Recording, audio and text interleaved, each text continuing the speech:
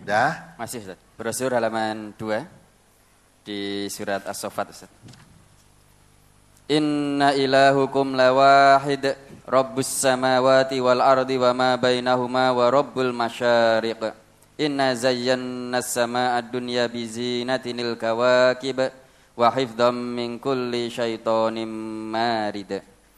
Sesungguhnya Tuhanmu benar-benar Esa, Tuhan langit dan bumi dan apa yang berada di antara keduanya, dan Tuhan tempat-tempat terbit matahari.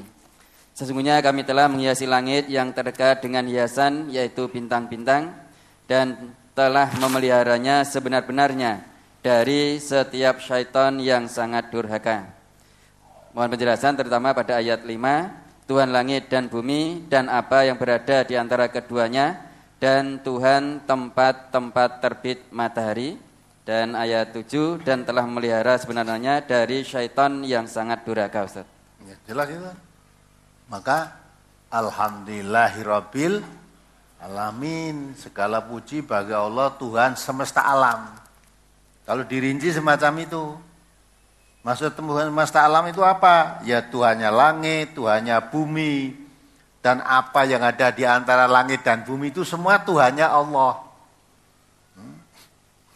Terus ditambah lagi di situ tempat-tempat terbitnya matahari dan tempat-tempat terbenamnya matahari itu bukan punya Tuhan sendiri. Ini Tuhan laut, ini Tuhan angin, ini Tuhan gunung, ini Tuhan tempat terbit matahari, ini tempat terbenamnya. Enggak, semua itu Tuhannya satu, yaitu siapa? Allah. Maka Rabbul Alamin. Tempat terbit matahari, tempat terbenam matahari, tempat atau laut, darat, udara, semua itu Tuhannya Allah. Jadi aja kono neng Tuhan dhewe sing bawa reksa desa kene neng Tuhan dhewe, ada Tuhan laut, ya, maka harus perlu disedekahi laut itu biar Tuhannya tidak ngamuk. Ada lagi Tuhan Merapi sana, ada Tuhan Lawu, Tuhan tidak ada, semua itu Rabbul Alamin, Tuhan seluruh alam. Kamu nyebut alam di mana saja, baik yang ada di langit sampai di bumi dan seluruh isinya, Tuhannya hanya satu, Allah. Allah. Maka jangan kamu udah terbinger. Tuhannya orang Mesir kuno itu siapa? Siapa Tuhannya orang Mesir kuno? Tuhannya orang Arab. Siapa Tuhannya orang Arab? Tuhannya orang Cina siapa? Tuhannya orang Rusia siapa? Ya, Rabbul Alamin itu Allah. Mesir kuno, Mesir modern, Arab kuno, Arab modern, Tuhannya ya Allah itu. Jangankan itu, yang ditempati ya, terbit matahari, terbenam matahari yang ditempati oleh manusia-manusia sedunia ini, dan apa yang ada di dalamnya antara langit dan bumi ini semua Tuhannya Allah. Tidak ada Tuhan selain Allah, maka yang paling tepat itu ya Allah. Ya Islam itu la ilaha illallah, tidak ada ilah. Ya, zat-zat yang pantas disembah kecuali Allah. Maka kalau orang menyembah kok selain Allah, nah itu orang bingung. Yang pantas disembah itu hanya Allah. Tidak ada yang pantas disembah kecuali Allah, itu enggak ada. Nah itu maksudnya. Bukannya terbitnya matahari, terbenam matahari. Itu semuanya Allah. Dan telah memelihara sebenar-benarnya dari setiap setan yang sangat durhaka. Ya dah? Setan tidak akan bisa. Allah menjaga manusia, menjaga keselamatan ini, jangan sampai kamu terperdaya oleh setan.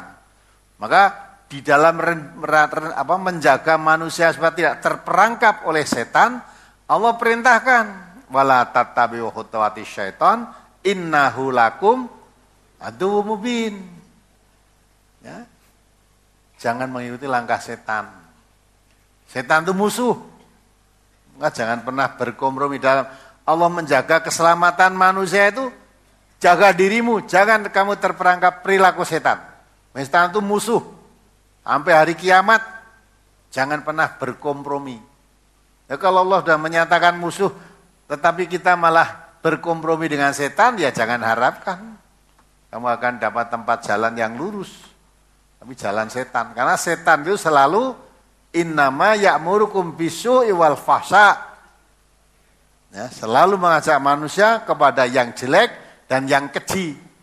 Itu perbuatan setan semua. Maka orang yang pegang teguh Quran dan Sunnah dijamin tidak akan sesat karena dibentengi oleh Allah dari perbuatan setan-setan tadi. Nah, apalagi? Masih dari halaman 2, ayat yang di atasnya di surat Al-Hijr, Ustaz. Walaqad ja'alna fis samaa'i burujan wa zayyannaha lin-nazirin wa hafidnaha min kulli syaithanir rajim illa man istaraqa as-sam'a fa'atba'ahu shihabum mubin.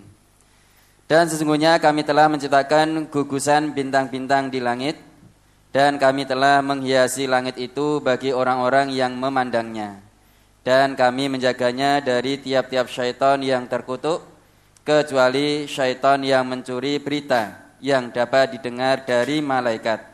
Lalu dia dikejar oleh semburan api yang terang. Pertanyaan, mohon diterangkan tentang berita apa saja yang dapat dicuri dari malaikat, lalu dikejar oleh semburan api yang terang. Apakah syaitan itu takut dengan semburan api? Padahal syaitan tercipta atau diciptakan dari api, Ustaz. Sekarang saya tanya dulu, setan itu apa toh? Setan itu apa? Nah, kamu harus tahu dulu setan itu apa toh? Dalam Al-Quran surat An-Nas itu diterangkan setan itu minal jinnati wan nas. Dari jin dan manusia.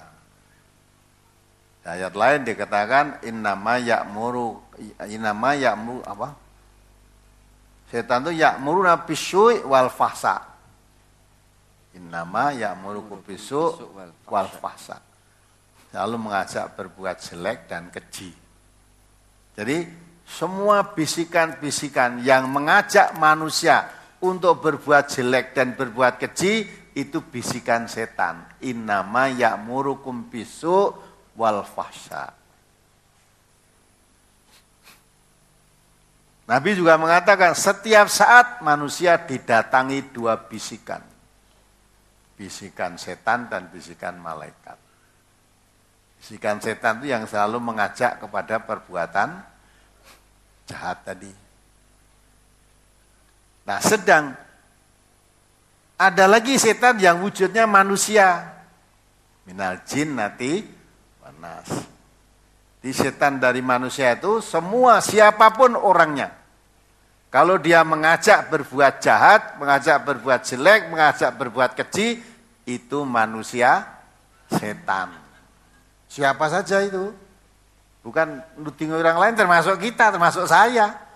Kalau saya mengajak saudara untuk berbuat keji, berbuat maksiat, itu saya ini setan. Ustaz, iya Ustaz setan. Ya. Kalau Ustaz ngajak berbuat keji, mengajak berbuat maksiat, itu Ustaz setan. Jadi aja ndelok setan itu mbok goleki sing nganggo kucir, nganggo ora. Ya Ustaz setan ya sing ngajak elek kuwi mau. Quran tadi begitu. Nah, sekarang yang diterangkan pada ayat itu diterangkan di dalam tafsir fi dari Quran. Yang didengar-dengarkan itu apa toh? Setan menguping-uping, yang dikuping suara apa? Ya, suara apa? Nah, itu diterangkan di dalam tafsir fi dari Quran itu urusan masalah-masalah gaib. Sedang yang gaib itu yang tahu hanya Allah. Kita tidak perlu berpikir ngerti wujudnya setane kaya ngopo, yang dikuping seperti apa, enggak perlu. Wong itu gaib itu cukup kita mengimani. Hanya di situ diterangkan. Gitu? Diterangkan langit itu lambang ketinggian. Maka Allah itu membuat langit dan bumi 7 hari, tumastawa ilas sama. Ya, kemudian bersemayam di atas langit, diterangkan alal arsy juga. Jadi tempat kedudukan yang sangat tinggi. Setan tidak mempunyai kemampuan untuk beroperasional melakukan aktivitasnya di tempat yang mulia, yang tinggi di sana. Setan hanya diizini operasionalnya di bumi ini aja. Maka sampai dikatakan Allah, kalau kamu mau naik ke langit, pasti gagal. Sampai diterangkan gagal dikejar dengan semburan api yang menyala. Nah, artinya untuk menggagalkan. Maksudnya usaha-usaha setan untuk mengotori, berbuat kotor di lingkaran kemuliaan Allah sana di langit sana, itu gak akan bisa. Masuk gugusan-gugusan bintang, kita suruh lihat ke atas, begitu indahnya langit, begitu apalagi kalau malam tidak ada mendung itu cerah, lihat bintang-bintang yang bergembalapan, begitu indahnya ciptaan Allah. Yang mengatur antara perjalanan matahari, bulan, bintang itu Allah, tidak ada yang lain. Setan nggak bisa campur tangan di sana, nggak bisa. Maka kalau Allah menurunkan Al-Quran, ya tidak kok diberikan setan terus sampaikan pada Nabi Muhammad di bumi itu tidak. La yang masuk ilal mutahharun, tidak bisa menyentuh Al-Quran kecuali orang yang disucikan. Jadi yang dimaksud orang yang disucikan ini maksudnya malaikat. Itu membantah tuduhan bahwa Quran dibawa oleh setan diberikan kepada Nabi Muhammad. Tidak bisa, karena setan itu mau naik ke langit sana selalu gagal, tidak akan bisa. Bukan wilayahnya. Maka yang membawa orang disucikan yang dimaksud adalah malaikat. Yang membawa wahyu Allah, Al-Quran kepada Nabi Muhammad itu malaikat, bukan setan. Setan nggak bisa menyentuh. Tapi ayat itu ada yang memahami, tidak boleh menyentuh Quran kalau kamu tidak suci dari hadas. Harus suci dari hadas. Besar maupun hadas kecil. Kemarin waktu saya dipanggil di Masjid Sulama sana, ya ditanya itu. Bagaimana dengan la yang masuk ilal mutahharun? Ya saya terangkan itu gak ada hubungannya dengan hadas. Gitu. Orang haid boleh enggak baca Quran, boleh enggak? Boleh. Nah kalau mengangkat tidak boleh, harusnya ada larangannya mana. Orang haid yang tidak boleh itu hanya puasa, sholat, tawaf, jima. Itu yang tidak boleh. Mau baca Quran boleh, ya, ngapal ke boleh, nyentuh membawa boleh, ya. Adapun yang berpendapat tidak boleh, saling menghormati. Wes kowe nek arep maca Quran wudu wae. Jadi selama haid tidak boleh, karena haid itu diwuduana ya ora resik, ya. Didusana ya ora resik. Maka orang wanita haid selama 1 minggu paling sedikit tidak boleh megang Quran, tidak boleh baca Quran. Nah armati barang ditalkinkan la ilaha illallah tidak boleh. Itu ayat Quran itu. Ya, tidak boleh. Berarti nah armatis, ya wes megak-megak orang dituntun baca Quran enggak. La ilaha illallah. Ya. La ilaha illa anta subhanaka inni kuntu minadz dzalimin, itu ya ayat Al-Quran. Ya. La ilaha illallah itu juga ayat Al-Quran. Nah, untuk maca berarti was cilokon nek mati dalam keadaan haid itu. Pegatan karo Gusti Allah seminggu kok. Armangan ya ora entuk maca bismillah. Wahing kudune tuntunan Nabi maca alhamdulillahirabbil alamin lagi haid ya ora entuk. Nek wahing maca apa? Tahu ngono wae itu. Nah itu maca alhamdulillah. Namun yang masih berpaham seperti itu silakan. Ini majelis ilmu dibuka blak kok. Orang kok nyalah-nyalahke enggak, malah disekarep gitu kok. Hangarmu.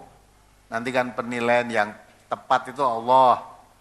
Ya kan? Lana amaluna walakum amalukum. Itu Allah nanti menilai. Tapi berdasarkan hadis-hadis Nabi, wanita yang jelas dilarang ketika sedang haid hanya 4 itu. Tidak termasuk baca Quran, tidak termasuk memegang Quran.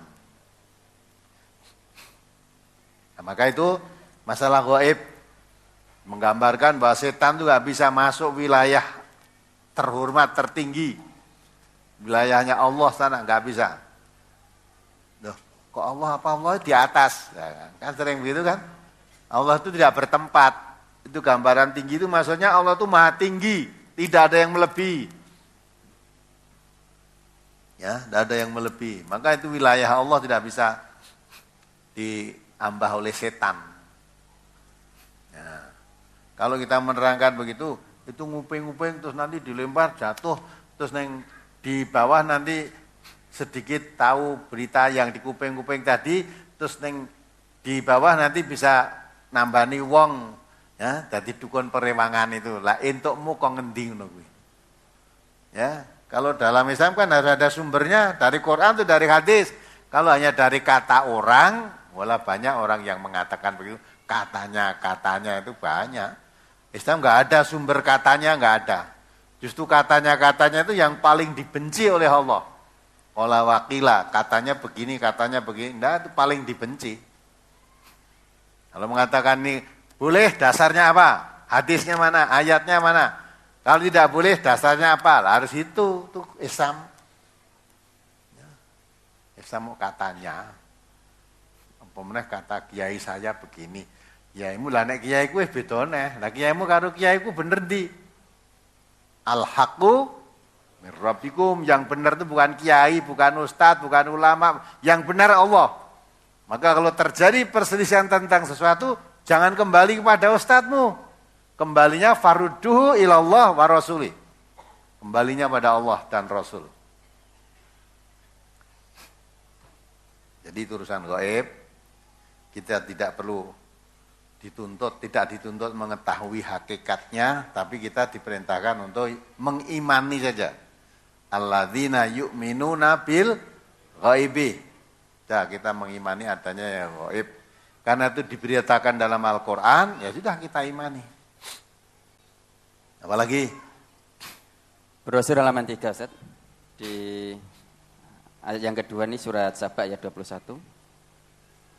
Wa ma kana lahu 'alaihim min sultanin illa lina'lama man yu'minu bil akhirati mimman huwa minha fi syak wa rabbuka 'ala kulli syai'in hafiz.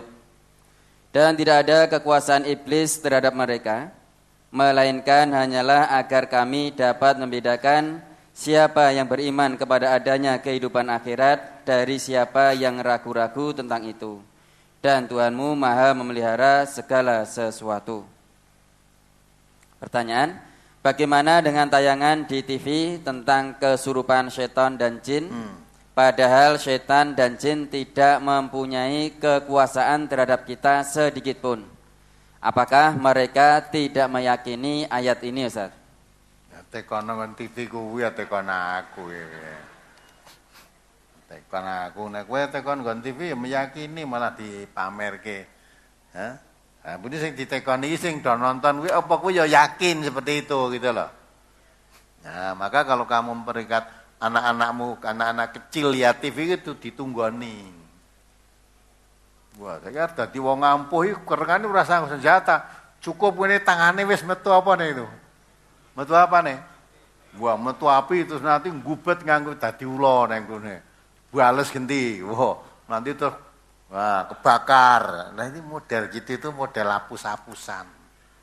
Kalau wong Indonesia, orang Jawa banyak yang ampuh seperti itu, kenapa kamu dijajah? Ya, jajah nanti 350 tahun.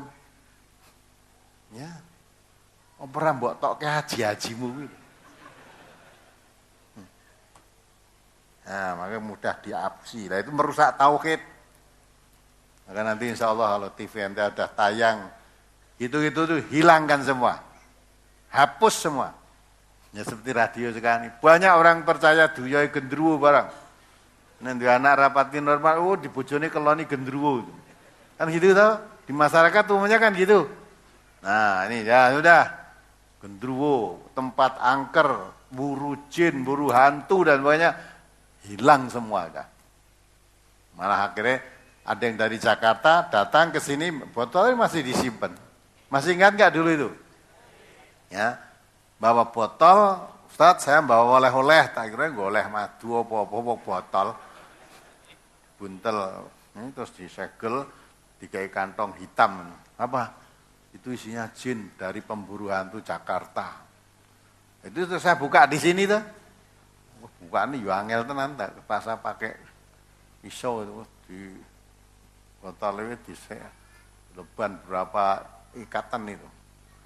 Tas buka, tak tumplak itu, jinnya melayunya ngendi-ngendi. Nah, coba awasan melayunya ngendi, tidak ada apa-apanya. Itu sudah dihapusi. Masa pernah lihat nggak waktu nangkap itu? Nangkap itu direwangi, wah gulut rekoso banget kita roso-roso lah sini. Lah kok diceplung ke botol plung ditutup ngene wis ra ubah coba. Itu. Wis ngapus ana ora iso. Saya dulu jadi pemburu hantu semacam itu. Mung dhisik ora tak adai. Tak usir gitu aja dulu. Wah, berarti kok saya diusir melalunya nanti diuyak terus. Wong-wong ya udah percaya dihapusin. Nah, ngono ki waktu itu makin jadi terkenal, wah, sana wong ketempelan celok ke saya, kenal kemana, udah. Dan nek kebacut pengikutnya okehno terus harap leren kan ya, wah, ada gimana? Nah, iman dah. Tapi karena waktu itu belum tahu, saya tahu saya ngaji, saya tahu begitu ya di NTA.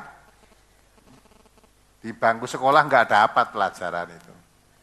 Nanti kok sing nganti tekan sarjana, kuwi entuk ulangan kaya ngono apa ora? Ndak ada. Nah, di bangku sekolah ndak dapat. Pelajaran ya ngono-ngono kuwi terus. Sejak dari TK, wah udah saya dulu belum mengalami TK, ning SR, ngene TK. Nanti tekan mahasiswa ya.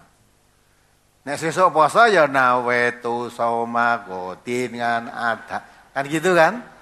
Sampai sekarang masih hafal toh? Malah cek mimpin cek anu. Ya gitu itu. Tadi nek ora nawetu sauma godin posone sesuk ora sah. Gitu. Nah, ternyata setelah kita kaji golek ora eneng hadis-hadis sing nerangke nek arep poso nawetu, nek arep salat usoli, nek arep wah serene kabeh. Adapun sudah diterangkan itu tidak ada, wajiban saya menyampaikan saja kebenaran. Nabi aja ya begitu kok, wa ma alaina illal balaghul mubin. Tidak ada kewajiban bagiku kecuali menyampaikan saja keterangan yang nyata, yang jelas. Dipakai terserah, tidak dipakai terserah. Tidak pernah ada paksaan, tidak. Tapi kalau kami mengerti tidak menyampaikan, dosa. Setelah disampaikan, diterima atau tidak, terserah bagi yang mendengarkan penyampaian. Itu ya. Apalagi? Brosur halaman 5 di ayat yang kedua dari bawah. Surat Al-A'raf 196. Inna waliyallahu alladzi nazzalal kitaba wa huwa yatawallas sholihin. Sesungguhnya pelindungku ialah Allah yang telah menurunkan Alkitab, Al-Quran, dan dia melindungi orang-orang yang soleh. Pertanyaan, bagaimana mengaplikasikan ayat tersebut Ustadz? Bahwa Allah adalah pelindung kita. Terkadang kita lebih memilih meminta pertolongan kepada dukun daripada Allah SWT. Ya. Mohon tausiahnya Ustadz. Nah kok kamu ya gitu gimana? Ya, habis kena dikatakan, dan kalau kamu sholat mesti iyyaka na'budu wa iyyaka nasta'in, kan gitu dah. Hanya kepadamu ya Allah saya menghambakan diri, hanya kepadamu saya mohon pertolongan. Nah ternyata kamu mohon pertolongan kepada dukun. Berarti ngapusi dah. Iyyaka na'budumu itu ngapusi. Enggak tahu kok iyyaka na'budu artinya apa ya enggak tahu. Banyak orang yang sholat ya iyyaka na'budu wa iyyaka nasta'in. Prakteknya tidak. Banyak orang yang sholat mesti pakai ihdinas siratal mustaqim. Ya Allah tunjukkanlah kami ke jalan yang lurus. Tapi nek ditunjukkan jalan yang lurus, hasbuna ma wajadna alaihi abana. Allah sudah mengatakan jalan yang lurus itu Quran. Maka dalam surat Al-Maidah tadi kalau diteruskan dibacakan, wa yukhrijuhum minadz-dzulumati ilan nur biidnihi wa yahdihim ila siratim mustaqim.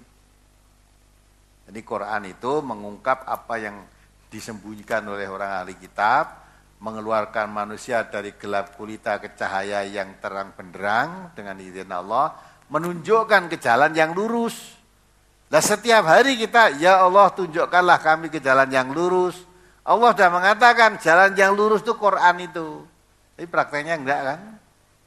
Ya, salat ihdinas siratal mustaqim. Tapi kalau diajak mari kita ikuti Quran, enggak, mbah saya dulu ya begini kok.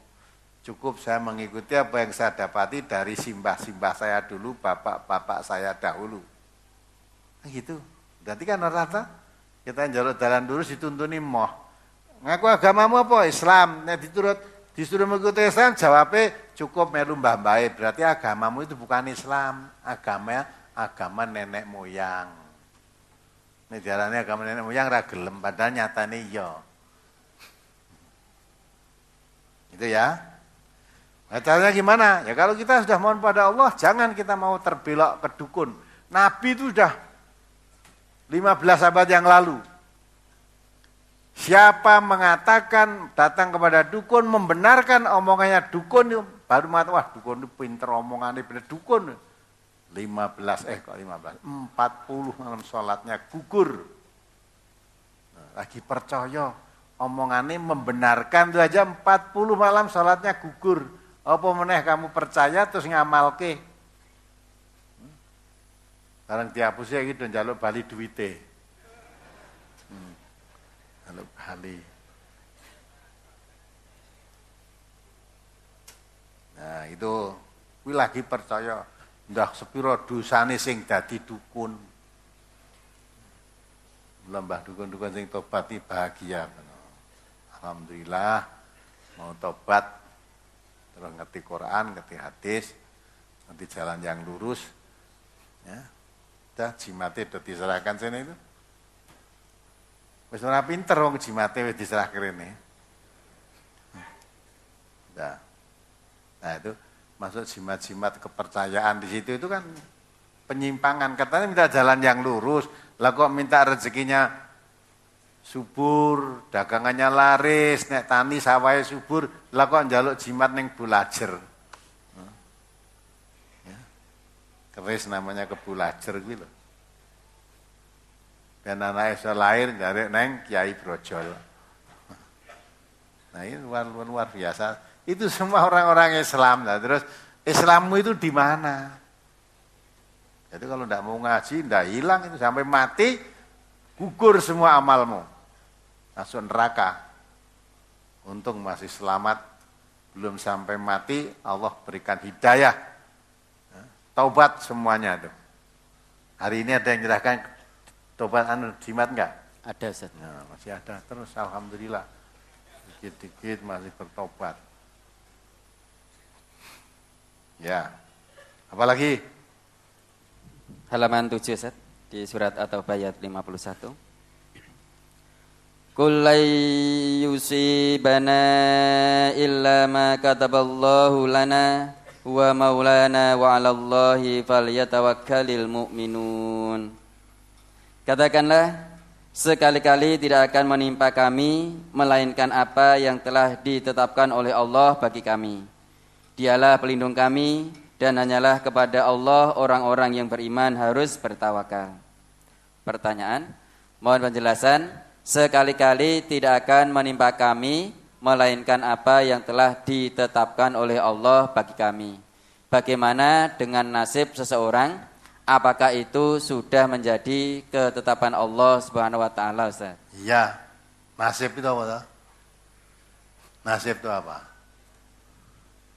Nah, dong ngomong nasib orang ngerti nasib.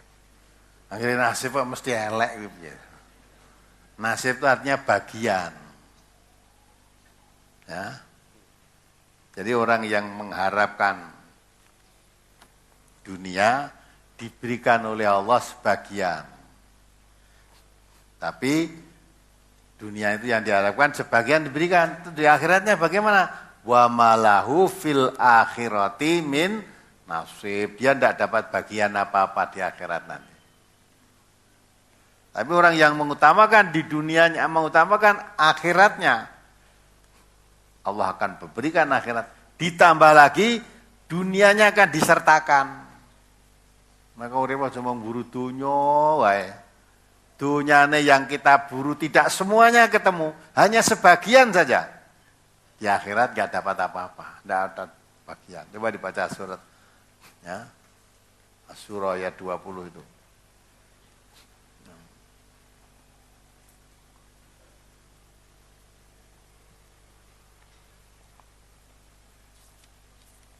Padahal orang katanya ingin bahagia hidup di akhirat, tapi dikejar dunia. Saya mati barang kemarin baru mau keluarkan sedekah karena wis tahu nyawanya udah tinggrok-ngrokan ini wis rasa ambekan.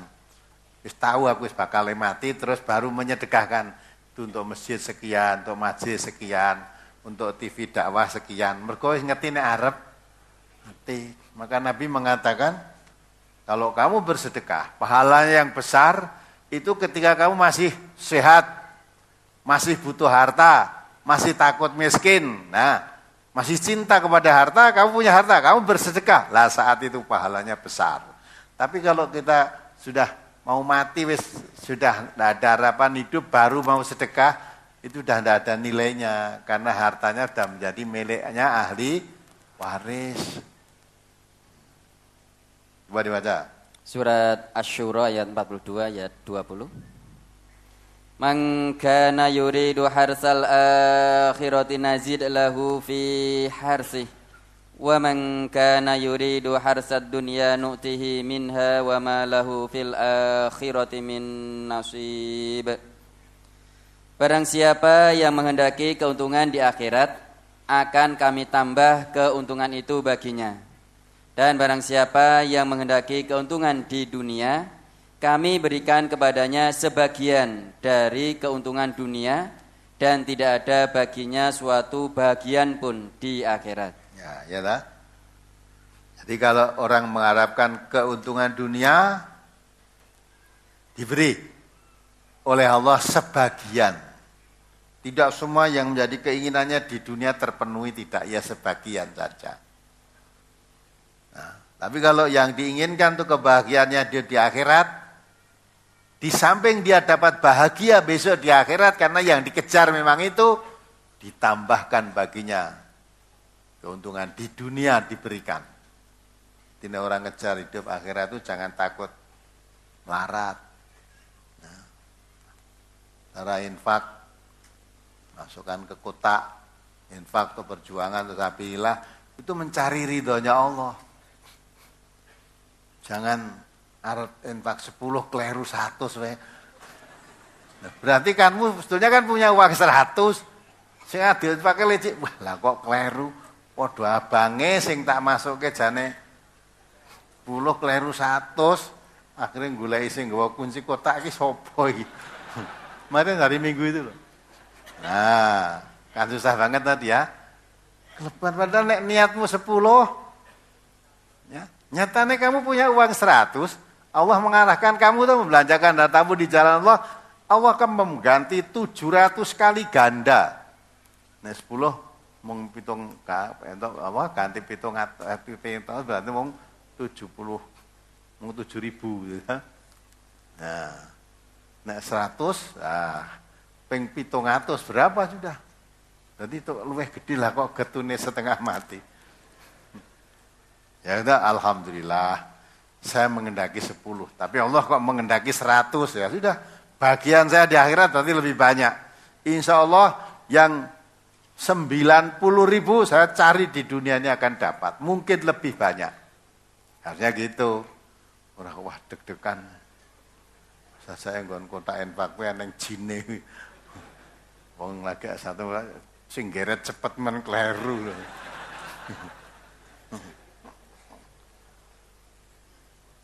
Ya itulah, maka semua itu tidak lepas.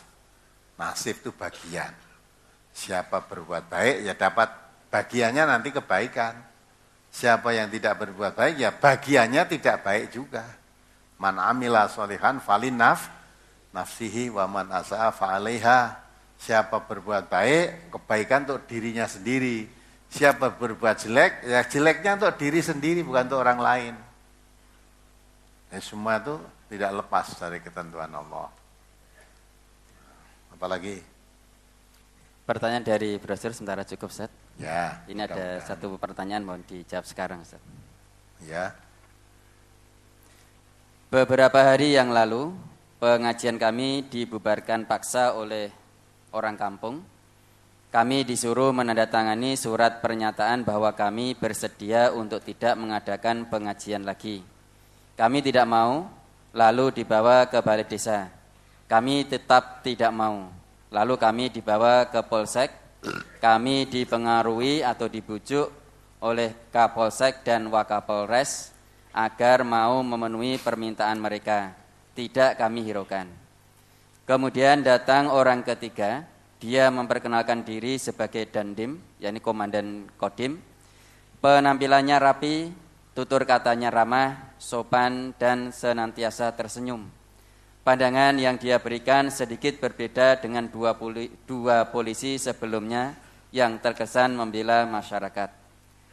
Dandim mengatakan, Rasulullah SAW ketika berdakwah senantiasa melihat situasi dan kondisi. Pada awalnya Islam masih lemah, pengikutnya masih sedikit. Beliau rela hijrah sambil menyusun kekuatan. Kenapa hal itu tidak kalian lakukan? Kalian bisa mengaji ke tempat lain yang masyarakatnya bisa menerima. Misalnya, toh pelajarannya sama. Kata-kata kalian membuat kami terkecoh. Beliau juga mengatakan, surat pernyataan yang bermaterai dan bertanda tangan tidak perlu dilakukan. Cukup mengatakan bersedia menghentikan untuk sementara waktu untuk meredam kemarahan mereka.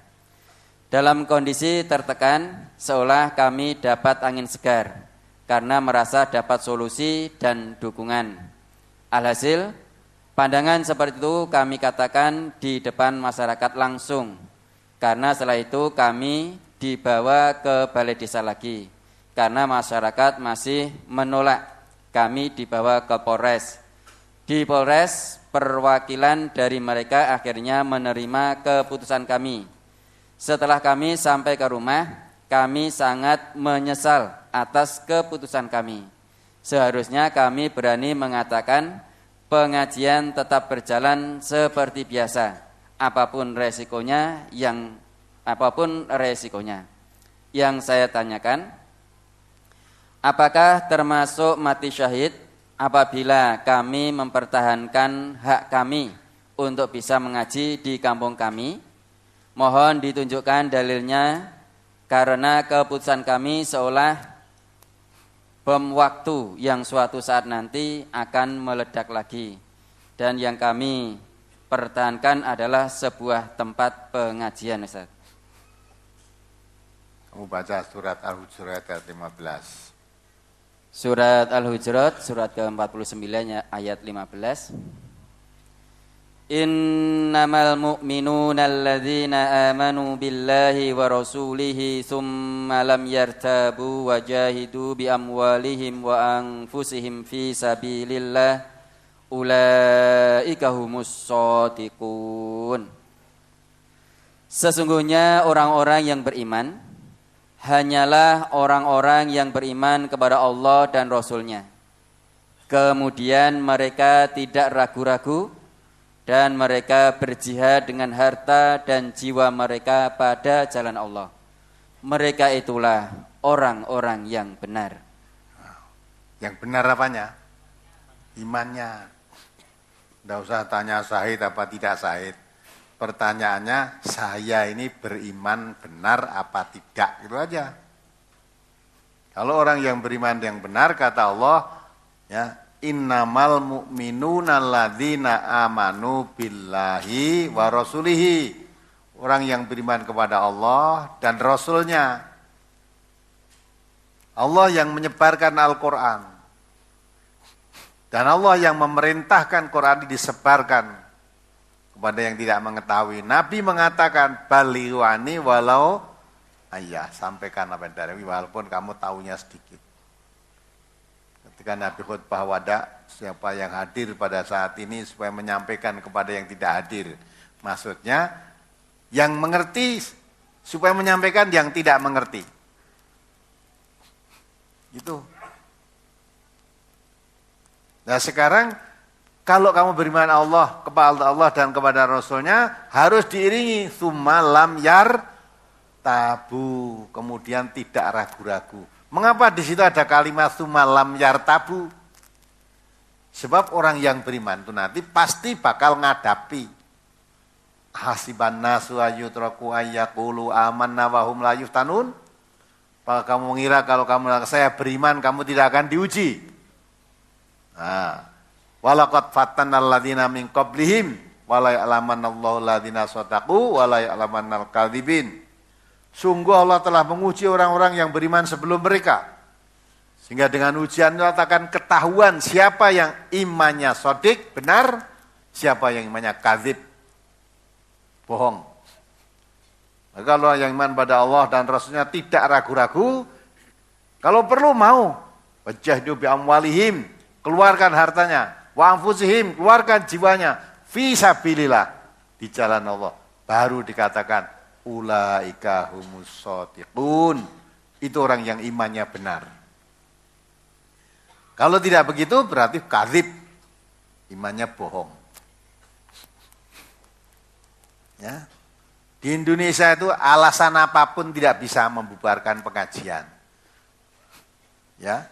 Menurut undang-undang yang berlaku di negeri ini, undang-undang itu ditetapkan bahwa pengajian itu sangat dianjurkan, ditekankan. Bahkan dibuat peraturan pengajian itu pun tidak perlu izin. Cukup pemberitahuan saja. Pemberitahuan itu pun supaya mendapat jaminan keamanan. Pemberitaan kepada aparat. Lah kalau sudah diberitahu ada pengajian, ada masyarakat tidak setuju. Ya, mestinya kalau aparat yang melaksanakan tugasnya sebagai aparat yang betul, yang tidak setuju itu ditanya alasannya apa, dasar hukumnya apa. Rasa hukum agama, dia tentu dia bukan beragama.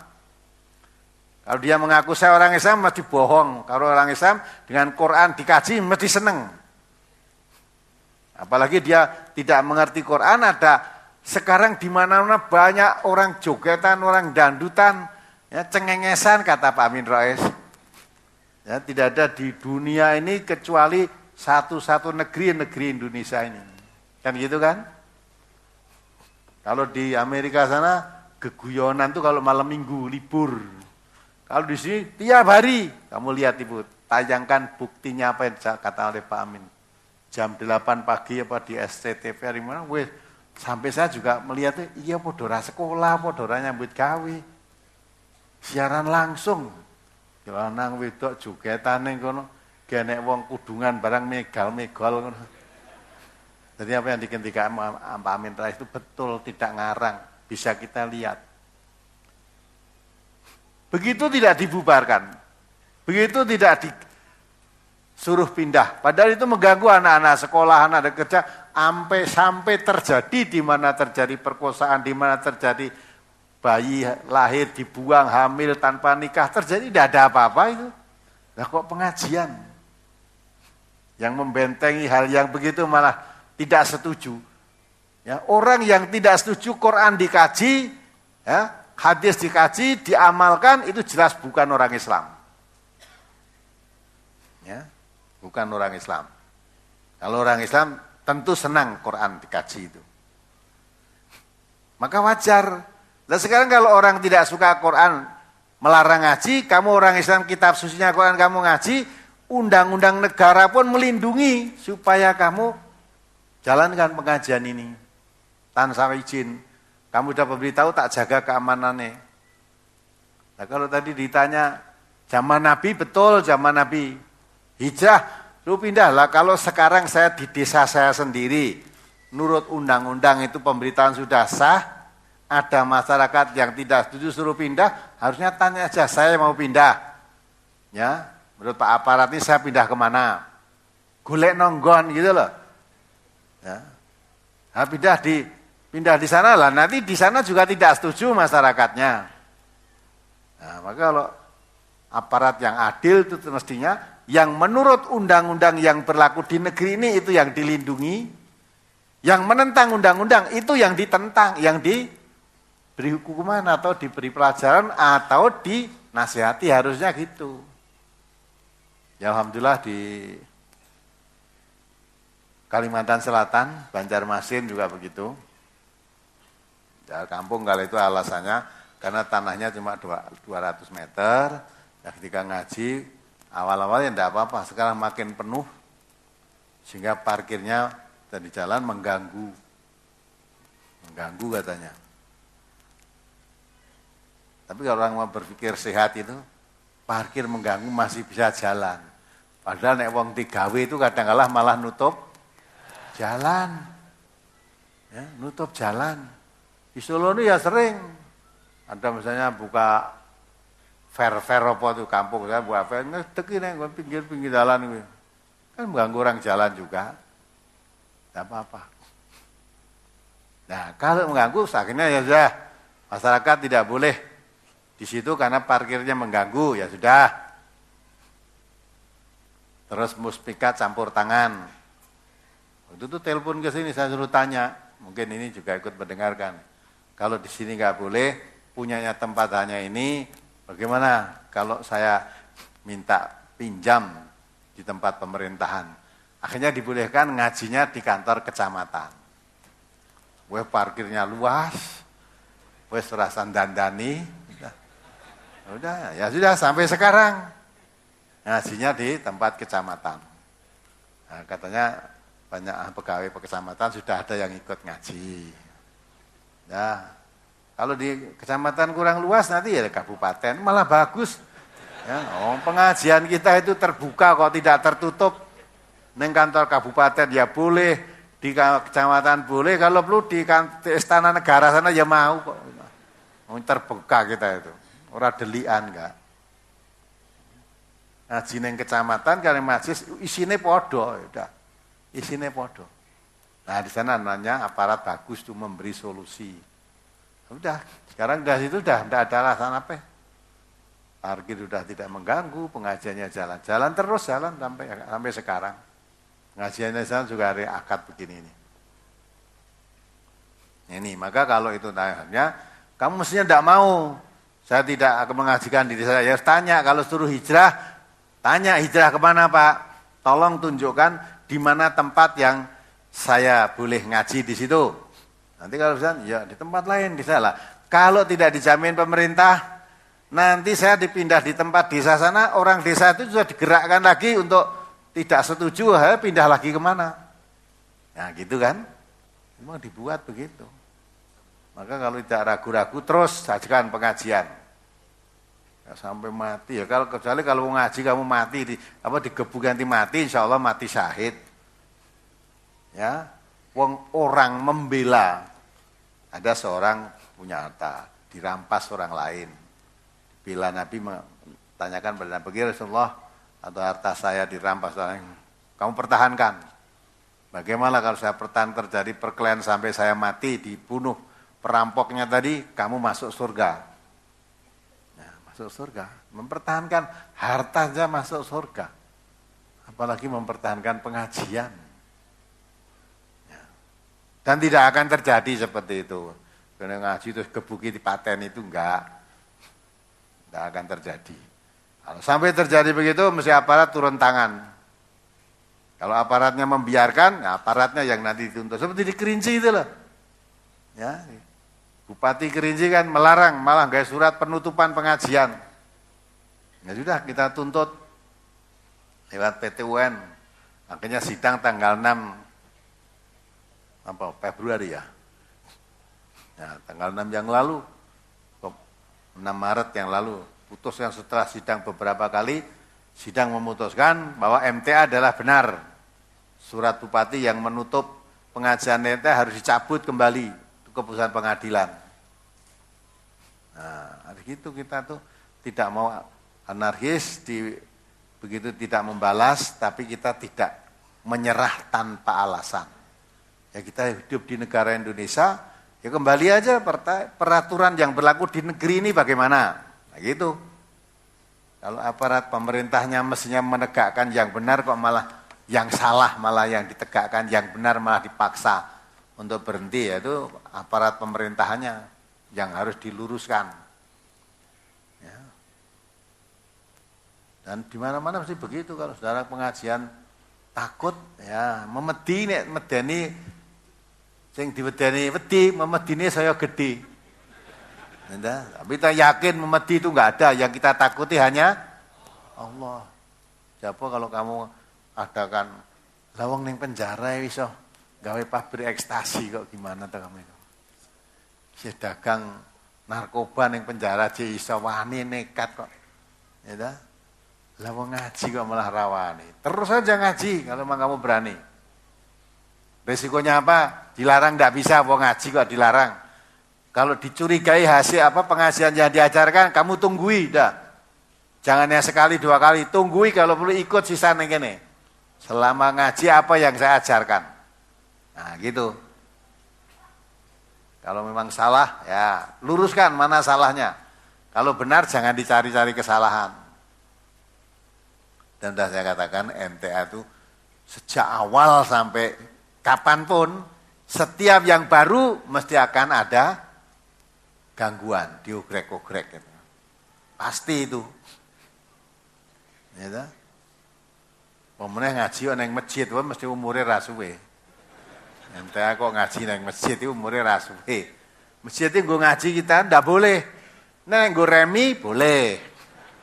Nggo sekak boleh, mbok nganti ngebiar tekan esuk sekakon ning ngono, kene pas adzan subuh kowe malah turu mulih. Tidak ada orang larang sekak di masjid, remi di masjid, rame yang larang. Nek ngaji, tidak boleh.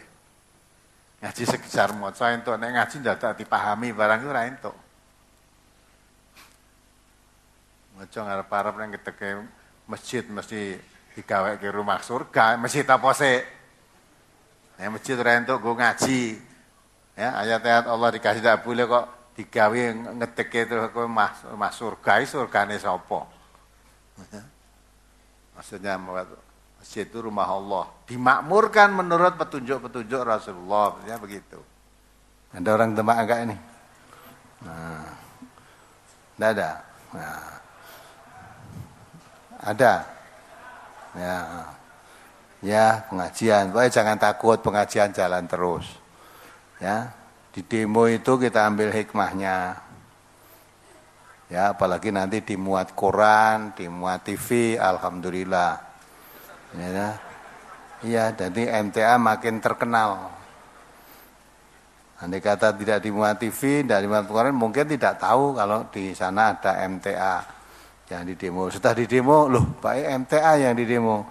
Masyarakat akan menilai yang salah itu yang di demo atau yang mendemo.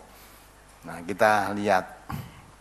Kemudian masalah dakwah supaya tidak menyinggung orang lain, caranya piye supaya orang nyinggung. Memang Quran diturunkan oleh Allah itu untuk manusia. Ya kita nerangkan Quran apa adanya saja mesti kena manusia. Kalau tidak tersinggung oleh Al-Quran ya malah sudah mati itu. Kalau tersinggung oleh Al-Quran tinggal ada dua. Kalau orang yang beriman zatathum imanan. Kalau hatinya kotor, tersinggung oleh Al-Quran, zatathum rijsan ila rijsihim. Tapi kita tidak pernah menyebut partai, tidak pernah menyebut perorangan, tidak pernah menyebut siapapun. Kita terangkan Qurannya begini, hadisnya begini.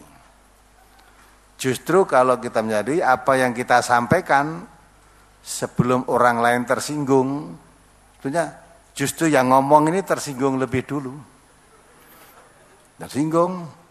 Karena Quran itu diturunkan untuk manusia. Nah, kita yang menyampaikan begini, kalau memang yang disuarakan oleh Al-Quran itu sesuai dengan yang sudah kita lakukan, berarti membenarkan apa yang tadi. Nah, kita bisa jaga jangan sampai kita bergeser dari kebenaran. Nah, ternyata yang kita sampaikan itu diri kita sendiri tidak cocok dengan Al-Quran, kita berusaha berubah menyesuaikan yang kita lakukan supaya sesuai dengan Al-Quran.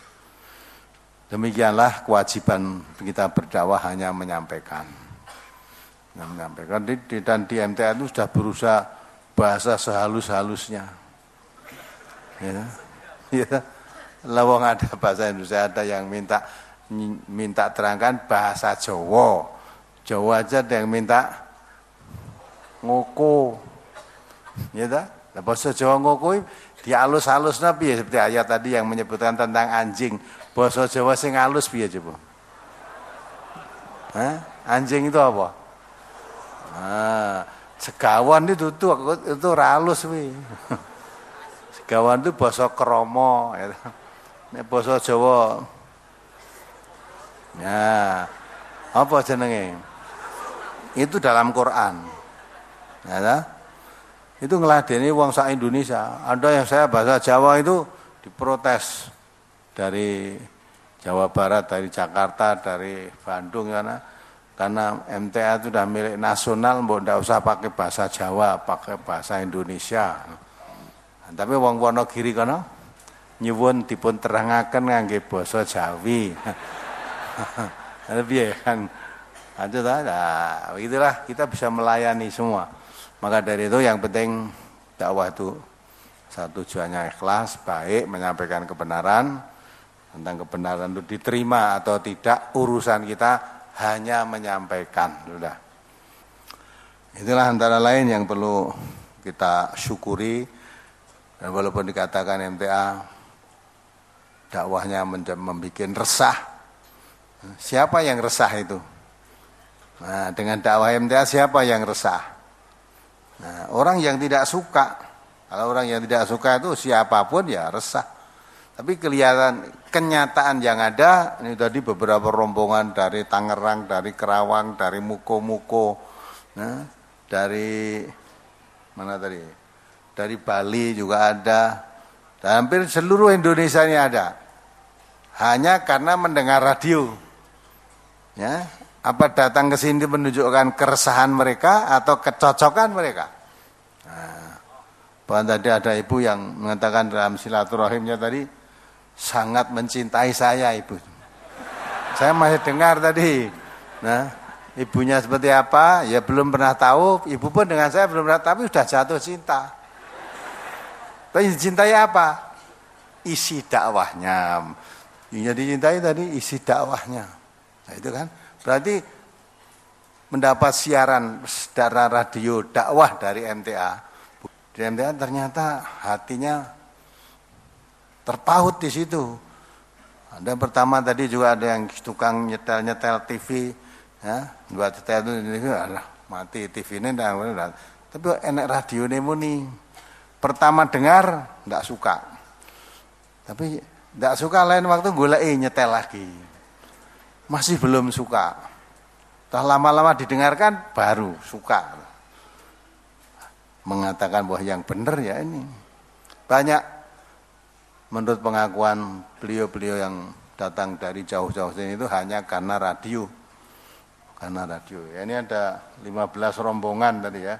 Dari Tangerang, dari Ngipar, dari Donorojo, kemudian Bojonegoro, kemudian Nogosari Boyolali, Cedak kalau itu Musuk Boyolali, Jepon Blora, Baron Ngawi ya. Tegowanu Grobogan, Pelayan Gunung Kidul, Pakis, ya, Penanggungan, Wanayasa, pendengar radio Argo Soko, ya, Argo Soko, Banjarnegara, Karangmojong, ini semua pendengar radio. Nah, itu dikatakan radio MTA bikin resah, akhirnya tanya dengan radio ini malah makin. Ya, itu menunjukkan bahwa dakwah yang digunakan oleh MTA itu tepat, dakwahnya tepat guna. Ya, maka mendengar saja terus jauh-jauh. Tadi ada seorang ibu, ya, pekerjaannya jual gado-gado tadi, dari Tangerang, seorang diri, ya. Ditanya tadi tidak takut ibu, tidak, ya alhamdulillah berangkat di sana jam 2 siang apa kemarin tuh, nah, sampai di sini dah, alhamdulillah ketemu. Naik bis terus turun di Kerten, ini naik becak. Insya Allah becak, kecekele becak sak Solo tuh tekon MTA itu sudah ngerti semua. Wes toh tukang becak ngendi wae toh tahu.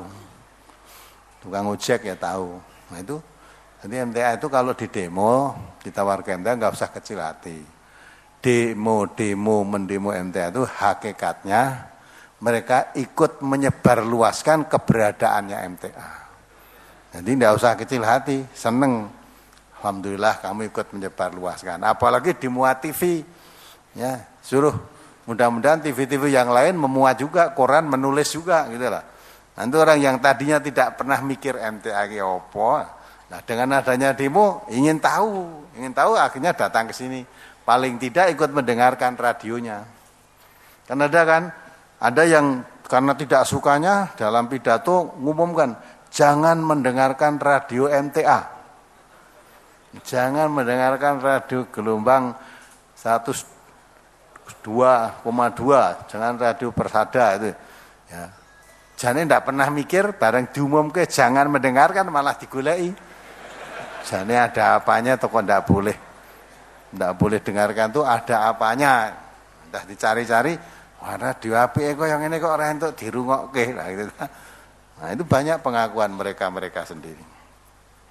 Ya mudah-mudahan lah kita semua diberi istiqomah oleh Allah di jalannya dan itu semua menjadi pupuk perjuangan. Tidak ada perjuangan kok tanpa hambatan, jalan mulus itu tidak ada. Ya baik bapak-bapak, ibu-ibu dan saudara-saudara sekalian, saya rasa untuk siang hari ini saya cukupkan sekian. Penyerahan jimat Ustaz dan permohonan doa. Oh mari ada penyerahan jimat. Ini. Penyerahan jimat dari seorang peserta jihad pagi berupa sebuah keris kecil dan kain berwarna merah yang bertuliskan Arab yang tidak disebutkan khasiatnya Ustaz.